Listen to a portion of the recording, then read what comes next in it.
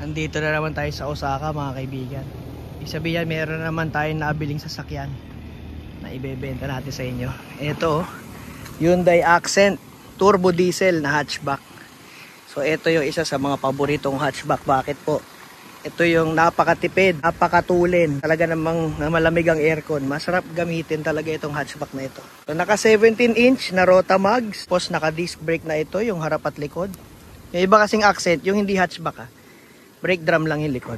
So ito naka disc brake. Body niya, pasado naman sa atin. Kaya ako rin naman ito binili. Hindi nyo na kailangan magpapintura. Ayan. Nakinis. May mga part na na-retouch. Pero mga siguro na scratchan lang. Hindi naman nabangga. Yan.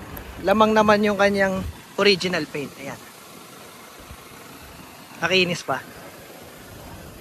Signal light sa side mirror. Ayan. Naka-start to. Ayan yung loob. Ito yung nagustuhan ko rito talaga. Ang linis ng loob. Kasi yung mileage nito, alam nyo naman, kaya natin binibili isang sasakyan kapag low mileage, first owned, tsaka yung fresh. So ito, nabili nung ating tropa sa mismong first owner. Yan. Ang mileage nito ay ito lang. 69,630 kilometers. Ayan, original pa yung stereo. Tapos nakokontrol sa manibela. Lamig ng aircon nito. Tanghaling tapat yan, oh. Last dos. Pero syempre, di nyo mararamdaman. Automatic transmission na may manual mode, mga kaibigan. Tulin itong mga accent na ganito. Tsaka antipid. Alam ng mga naka-accent yan.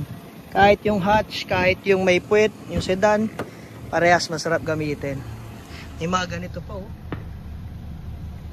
Bilaan, oh. Walang seat cover yan, mga kaibigan. Ito ay 2014 pero yung mileage niya 60,000 plus pa lang. So talagang pasok na pasok. Pwede mo ihiga. May seatbelt din sa likod. Yan. Kung gusto niyo yung i-seatbelt yung mga anak ninyo, pwede naman. Tapos ito, nabubutas yan. Ikot na sa kabila. Power windows, power steering, yung central lock. Yan. So pwede ninyong tanggalin ito, itong cover, kung gusto ninyong magkarga ng malalaki. Baba muna natin dito. Saktong-sakto naman yan. Ayun, oh. Tapos ibabaan nyo pa to. Magkakarga kayo ng madami, napakaluwag. Pwedeng pangkargahan, no? May ganito si Mrs. dati. Nag-upgrade lang siya na 7-seater. Pero wala na siyang mareklamo doon sa ganito niya. Talaga namang happy siya. Kahit saan nyo dalhin. Wala naman nagiging sira yon. Maintenance lang, change oil, palit lang ng transmission fluid. Yan lang.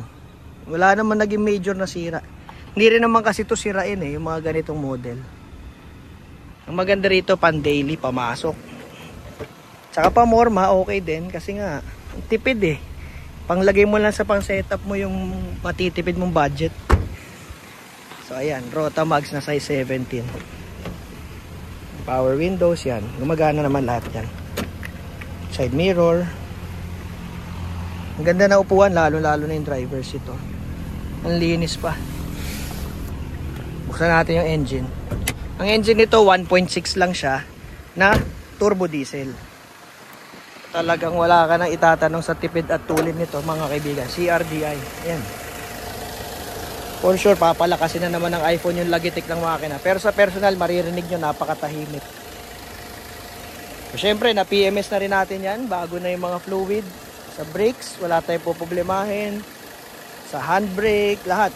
Wala na kayong iintindihan. Syempre, yun yung ating pinaka isinasama pag nagbebenta tayo ng second hand na sasakyan. Yung peace of mind. Kung meron man magiging trouble, mag-chat lang kayo. I-assist ko kayo. Meron naman tayong shop. Walang problema, diba? So, walang takbuhan. Yun ang isang masasabi ko lang na pwede natin gawin. So, kung merong konting problem, mangyari after ilang araw, hindi pag-usapan natin, diba?